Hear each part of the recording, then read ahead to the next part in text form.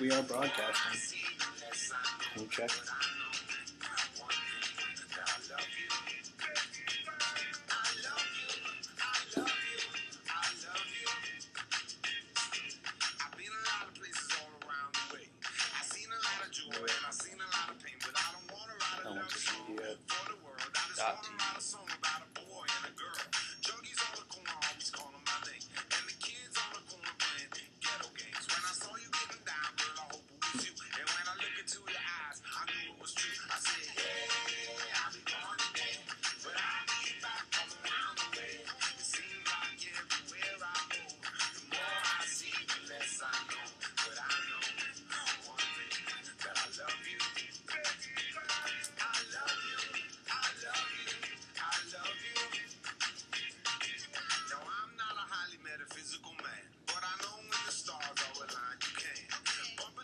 All right.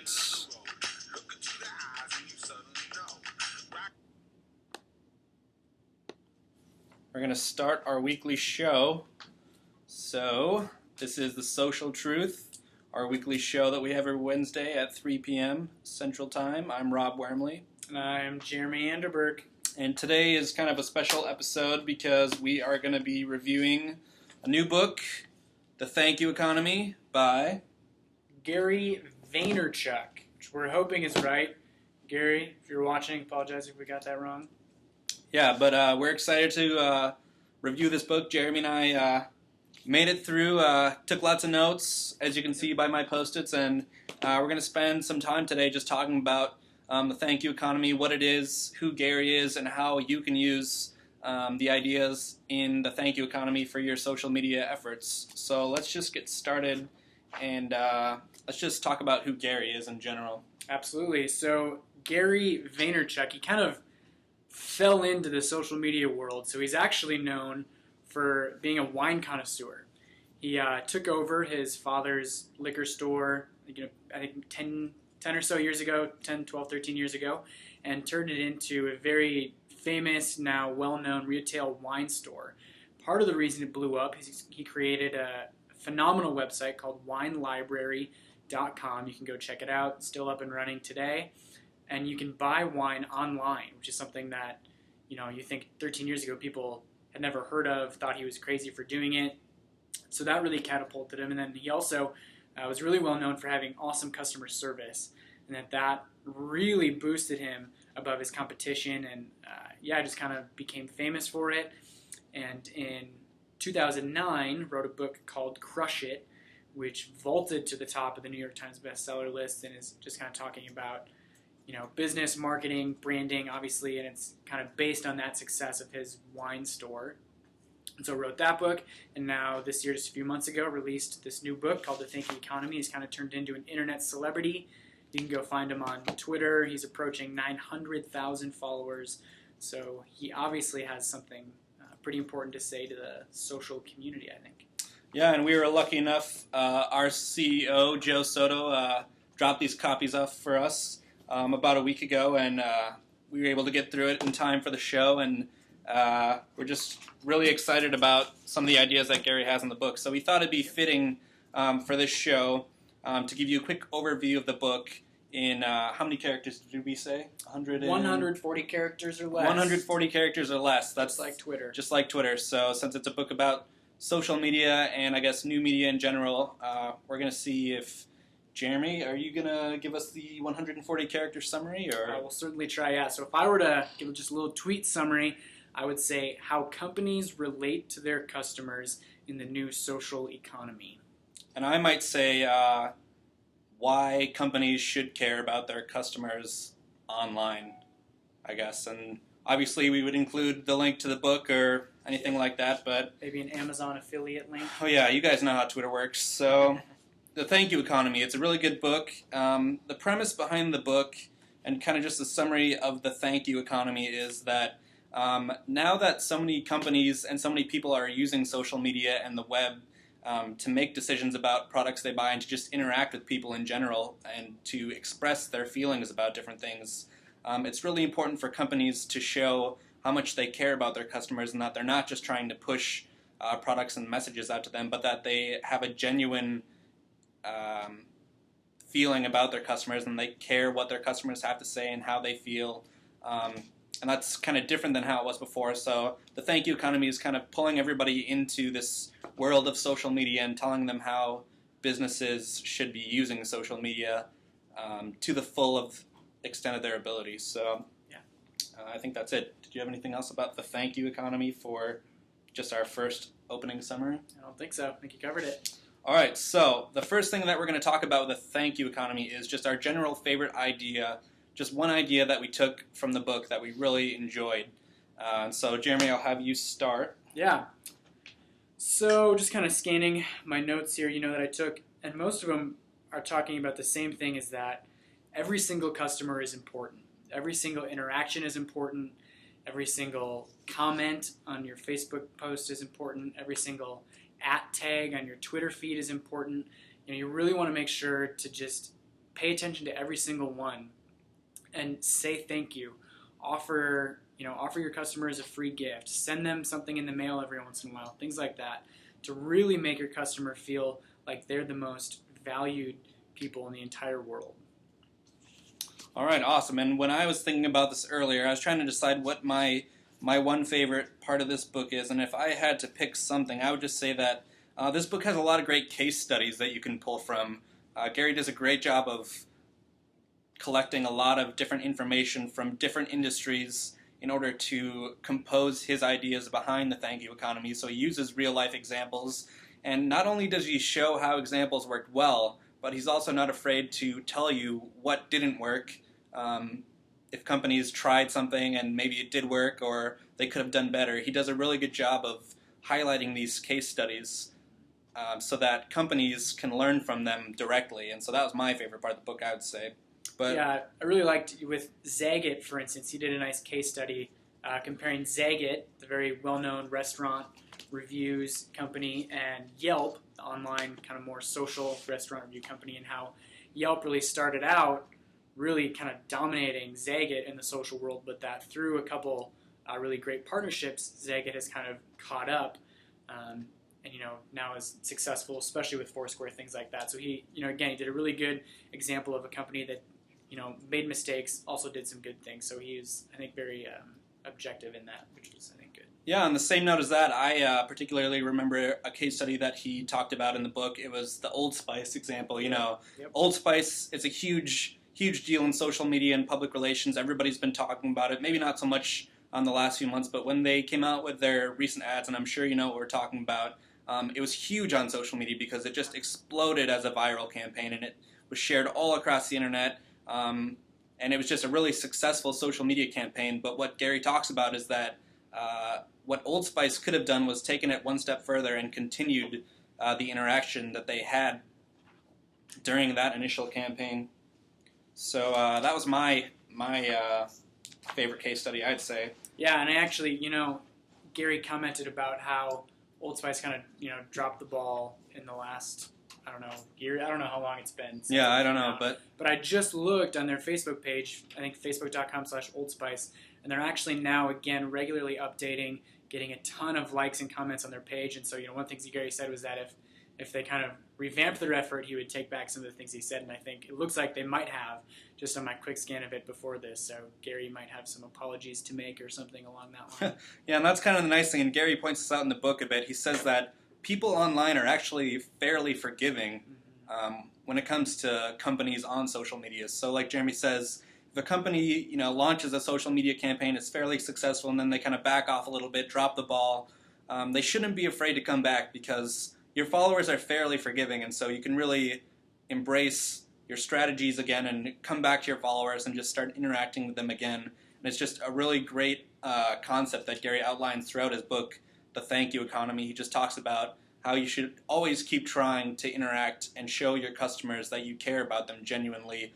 And you're not just trying to push products. You're not just launching, a 2-month campaign and then forgetting about all the Twitter followers that you gained or just taking all their information to use for the next campaign. But you actually genuinely care about what they have to say and their feelings about your company, and you use their information that they give you to evolve your business and make it better every day. So really great stuff in the book. So I think the next thing that we're going to do really quick is just we're going to each read or talk about one of our favorite quotes from the book. As you can see, I had two full pages of things that I thought was great in the book. So I thought it'd be nice to just each of us read a quote. So I'll just have you start. Yeah, so I'm going to start with a couple, and they were actually from the preface. I think he started out really well kind of explaining things. But he says, 1, happy customers are worth a lot more than any other kind. And 2, developing strong customer relationships is more important now than ever before. And I really think, in this kind of new Facebook world that we're living in, there's more transparency with companies than ever. 10, 20 years ago, you think about the giants like Coca-Cola, like Walmart, like Nike. They're certainly not known for being, companies of integrity necessarily. And that's not a knock on them. That's just the way it is. But nowadays, they're able to interact with their favorite brands. They're able to kind of see very transparently what their favorite companies are up to. And so they're really, they have higher standards for, their favorites than they used to. And so they're kind of forcing companies to kind of start taking more interest in who they are as customers and things like that. All right. One of my favorite quotes, let's see, if you're reading along, came from page 62, and I'll just read it real quick. It says, "The kind of impression you're trying to make can't be bought the way it could on traditional media platforms. This isn't just about hitting someone with an image so many times it sears your brand name into the person's brain. It's about building relationships, and relationships take time." I really like this quote that Gary wrote because, number one, it ties in people's assumptions about social media as it relates to traditional media, and he kind of puts it right out there and says, they're not the same, don't treat them the same, because if you do, you're going to get nowhere, and it's really a waste of your time if you're trying to treat social media or your social media campaigns in the same way that you treated your traditional campaigns in the past. So that's the first part that I liked. And then the second part that I liked about that quote is the fact that he said that relationships take time to build, which is a crucial part of understanding how social media works, I believe, in my opinion, is that companies need to understand that it's great if they've launched a Facebook page or they're on Twitter, but that they can't expect to have that really dedicated, loyal, large fan base, within a week or even 2 weeks or even a month or 2 months. It takes time to grow those loyal fans, but what Gary says is if all you're willing to do is start and be consistent and really work at it, it's going to be worth it in the end, even if you're not seeing it right now and you're getting a lot of feedback from people who are constantly telling you it's not worth it, we're not seeing any results, where's the ROI? It's worth it to just start because you're going to be in a worse place off than you are now in the future if you don't at least start and start consistently, post things consistently. So that's my quote. Did you have a second one there? Or? Yeah, no, I was just going to kind of build on what you said a little bit. Nowadays, it's not enough to just be present on Facebook or Twitter if you want to really be successful. 2 years ago, you might have been able to say that, but nowadays it's not. It's just kind of expected that your company, that your brand is on these different platforms. I was searching for, I think, IKEA, and they're IKEA on Twitter the other day, and I couldn't find them.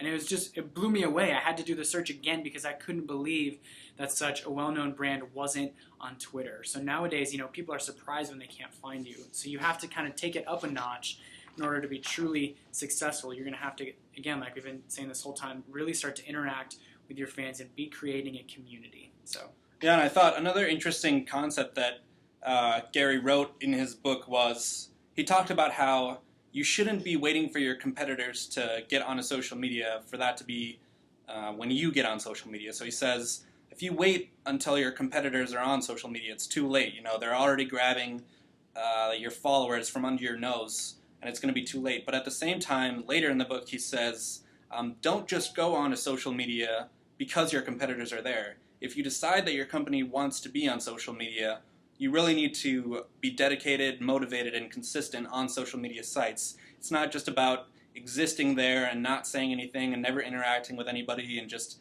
having a really stale, never-changing profile. I mean, if you're going to jump into social media, you need to go 110%. Gary talks about that in his book. He says, it's important for you to be on social media if your competition is, but if you do make that decision, you better make sure that you have the motivation and the dedication and the resources to keep your social media sites updated and to interact with your loyal fans that you will definitely get once you get on social media. I mean, it'll happen and you'll be surprised at the number of people that want to follow you just to hear what you have to say, because people want that kind of interaction on social media now. They're interested in learning more about companies. And they want to know, the ins and out of your company. They want to know what you're feeling about things, and you shouldn't be afraid to be transparent with them. It's another term that he brings up in his book is transparency and openness. He really talks about openness that companies need to have on social media. So I think that was just an interesting part of the book that I remember just off the top of my head. Yeah, definitely. All right, so there was a part of the thank you economy that I really liked, and I'm just going to turn to it really quick. All right, so it's on page 52, and basically he writes that there are 11 excuses he's heard from companies again and again to justify their refusal to fully commit and invest in social media. And so it's a great part of the book, really awesome. It's 11 elaborate reasons or excuses why companies refuse to get on social media. Why are they not getting on social media? So I thought it'd be fun for us to each pick our favorite excuse out of the 11 and just talk about it a little bit with you guys. So yeah, and this really resonates because these are things that we have heard here at One Social Media and that we continue to hear on a very regular basis. So yeah, so you want to start us off? Yeah, so mine that really kind of resonated with me was number 4, which is the excuse that social media is just another trend that will soon pass. And really, my main response to that is the internet was a trend, when it started up 15, 20 years ago. E-commerce, being able to sell things and buy things online was a trend that, people said would pass. Amazon founder Jeff Bezos, he gets talked about quite a bit here in the book, and he was slammed back in 1997 when he launched Amazon. People said no one will ever buy books online, no one will ever buy things online, and just I think 3 years after that he was named Time Magazine's Person of the Year.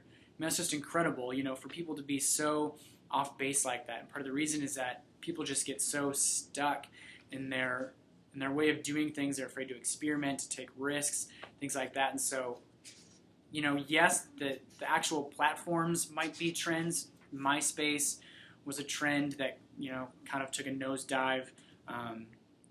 There was another kind of mini live journal. I remember that one. Mm-hmm. That was another trend that kind of took a nosedive. And so, the platforms themselves could be trends. Personally, I don't think they are. But the fact that the internet, that the social internet is kind of taking over the world really by storm, that is certainly not a trend.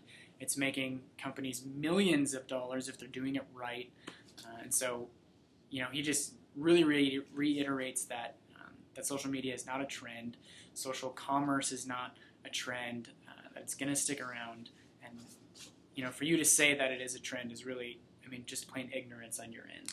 Yeah, and he talks a lot about how he thinks that social media will evolve in the future. He talks a little bit about mobile, which is really interesting. But I think the main thing to remember here is that if you're at least investing in social media now, there might be a new website or social media site that pops up in the future that becomes more popular than Facebook or Twitter. But the idea is that you're already invested in social media, so you're going to be ready for that next evolution of social media rather than not jumping on the train and just being overwhelmed by how fast it's moving. You're going to be on that train and you're going to be able to move as fast as it moves and adopt the new technologies that come out. And the other benefit is your followers are going to follow you to the next popular site, whatever it is. You're going to have that established loyal following, and you're going to be able to invite them to whatever the new site is, because you never know what happens in the future as far as social media sites go, but the idea is you need to be there nonetheless. Okay, so that was number 4. And I actually chose number 8 for my favorite of the 11 excuses in the thank you economy. And number 8 was, we tried, it doesn't work. And Gary says that this one frustrates him a lot because it just shows how much of a lack of patience people have with social media. And it kind of relates to the quote that I read earlier about the fact that relationships take time to build. And so, we hear a lot from people who are unhappy with the number of likes or followers that they have on social media, on their social media sites. And what we just try to explain to them is that it really takes time, and that it's not always about the numbers. And Gary talks about this too in a few of his chapters. He talks about quality versus quantity. And so I'm going to read another quote here that relates to this. He just says, this is page 35, he said, "It's not the number of followers you have or the likes you get. It's the strength of your bond with your followers that indicates how much anyone cares about what you have to say. In this game, the one with the most real relationships wins." So I think this is a really important part to remember, and it's hard for some businesses because they're investing their resources and their time in social media, and they're not seeing what they want to see right away. But the fact is, they're entering the social media game with the wrong mindset to the start. They want things right away. They don't have any patience, and they just can't wait for their loyal following to arrive. And so I think it's a really important thing to remember if you're going to dive into social media, is that you need to have patience, and you need to understand that relationships take time to build. It's just like the physical world. You can't just jump into a relationship and expect it to be, complex and valuable right at the beginning, but it takes time and it evolves and grows. And so that's definitely one of the important excuses that I read about in the book. So any thoughts on that? Yeah, it just kind of comes back to the old adage that it's better to have 10 really loyal, kind of rabid fans, advocates, than it is to have 100 who are just kind of on the sidelines watching. So yeah, and he actually talks about advocates in this book and how important they are. He spends a whole page actually talking about, what can advocates do for you, because really there's a difference between a supporter and an advocate in my mind, because a supporter can go to your page, they can like your page, maybe they like a few of your status updates, they might retweet your tweets. Doesn't take much commitment. Yeah, it doesn't take much commitment. And then there are the advocates. Those are the people who are clicking the share button. They're taking the time to share your content with their friends and their family members and their community because they think it's something worth reading. And so you've got to pay attention to the difference between supporters and advocates and really value those advocates that you have, even if there are only a handful, like Jimmy said. 10 advocates versus 10 supporters, that's a big difference when it comes to social media. So that's huge. Yep. All right, so coming to the close of the show, but we just want to talk a little bit about what we would have added to this book. It was, in my opinion, a really great book, and I would definitely recommend that people go out and read this because it does a really good job. Gary does a really good job of tying traditional media and the past with the now and social media and even the future. He does a really good job of just giving you the historical perspective, offering real-life case studies, and giving you advice that you can use. So What do you think? What would you add? Yeah, I think the one thing that I would have liked to see more of is just a little bit of a discussion on ROI, or return on investment. That's really, in the world of social media, that's one of the things that is really being talked a lot about now. How do you measure the return? How do you measure sales? How do you measure leads? Things like that. And one of the things that Gary talks a little bit about is how it's so hard to measure. And that's true. It is hard to measure. But at the same time, we really think that there are tools you can use to measure. There are different ways to measure your return than just seeing the number of fans, the number of followers, things like that. And some of them are complex, some of them aren't so complex, but I think I would have liked to see just a little bit more in depth on how companies can measure their success using social media, because you can if you're doing it right and you really kind of know how to do it. So yeah, I think that's definitely important, and I think a lot of people get stuck on the numbers, and I definitely don't recommend getting stuck on the numbers, but they can be beneficial, and I think, in my opinion, and in our experience, there are ways for you to track certain things. We don't get caught up on the numbers, but we're definitely paying attention to numbers that do exist out there. If I had to pick something that I would add to this book, I think there would be two things. Number one, I would have liked to read more about specific social media sites, and I know that's hard to do with a printed book these days, especially on social media, but I would have liked a little more elaboration or strategy about specific social media sites. He hints at Yelp and Facebook and Twitter, but I just would have liked a little bit more about that. And then also I'd say more examples of how people are using social media in the physical world. So he gives some examples about what you can do for your fans in the physical world, such as offering them tickets to an amusement park for free because they're your Twitter followers. But I would have just liked to see more examples of that, because I think it's important for people or for businesses who are looking to understand what the value of social media is and how they can use it in their overall business and marketing plan. I would have liked to see more about how they can implement social media strategies that incorporate the physical world. Because especially for local businesses, it's extremely valuable to use social media in the physical world. So I think that would be my addition to the book. Yeah, definitely. And one of the things I just really wanted to be able to tell you guys about is just an example from one social media from us here in the office about a local small company using social media really well was Creme Cupcakes.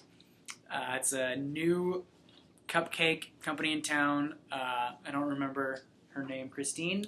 Yeah, Christine or Christina. Maybe I don't remember. But she makes easily the best cupcake that I have ever had. And that's not lying. And one of the things she did really well is on Facebook. She tags us when she delivered cupcakes to us. She took pictures and posted them for us of the cupcakes that we were getting. And it was just awesome. And we felt so cared for. We felt extremely valued as customers. And so, we were sure to mention her on Twitter, on Facebook, to take pictures of us even eating them for her on Facebook, things like that. And then she also, sent personalized thank you cards, handwritten notes, which is awesome. One of the things Gary talks about is doing things like that to throw people off even, because people don't expect it anymore. And so to add that personal touch to your social media efforts done well, I think really creates advocates, like we said, versus supporters. I think now, if you were to ask us about cupcakes or desserts in Des Moines, we would immediately tell you about creme cupcakes because of our experience. Yeah, and we even turned that around. She sent us those handwritten notes, and we didn't stop it there. We actually took pictures of the notes, and we put them back up on our Facebook and Twitter pages just to keep the conversation going and to show her how much that meant to us. So I think that's a great example that you brought up. Definitely, All right, so we're getting closer to the end of the show. Is there anything else you want to say about the thank you economy? I don't think so. I think we've covered it pretty darn well. Yeah, definitely recommend you get it. The Thank You Economy. It's a great book to read if you want to learn more about social media.